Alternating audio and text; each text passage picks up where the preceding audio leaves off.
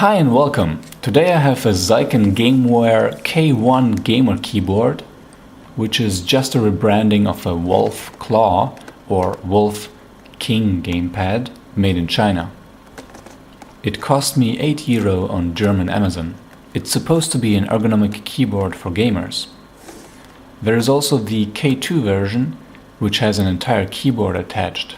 Strangely, it has the same price tag, but I decided not to get something that would use up even more disk space. I got the English version, so let's get to unpacking.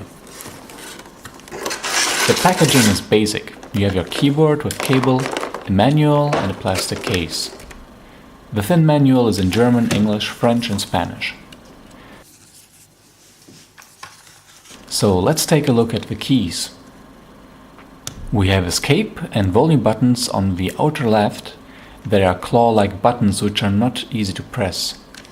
The F1 to F12 buttons are arranged on a half circle on the top. The two buttons at the bottom right are not arrow keys, but rather angle brackets and comma and period. You have your basic central WASD for 3D first-person games.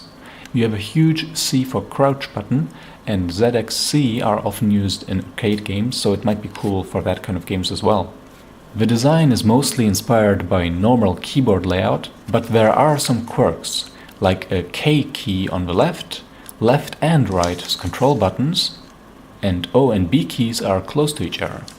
The idea here is to make a keyboard optimized for shooters by putting all the keys that are commonly used by these games next to each other.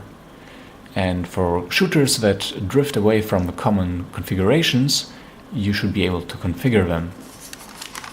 You can raise and lower the keyboard a little, and that's basically it.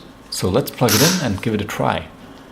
We can use it to type and use shortcuts just fine. The escape key works as expected. It's just awkward to reach and press because of its shape and position. I can use shift and control combinations as well.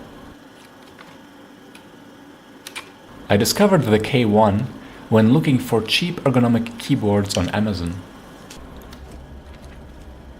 Since this is a gamer keyboard, let's test it with a game. Initially it was hard to start using it, and I would forget where my hand is, but after only 5 minutes I became more confident.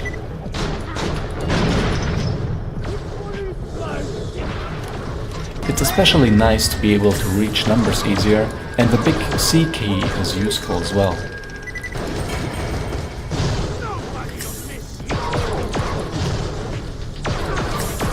A clear benefit is the lack of the Windows key, no more accidental minimizing the game.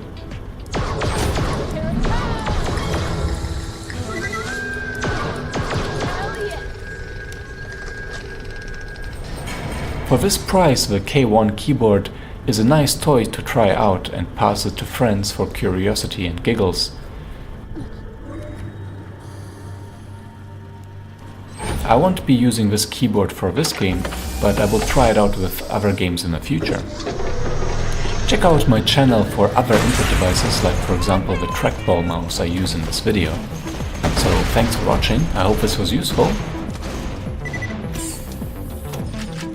Feel free to ask any questions and let us know about your experience with this keyboard or equivalent models.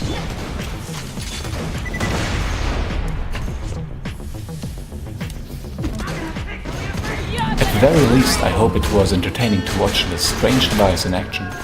Ciao!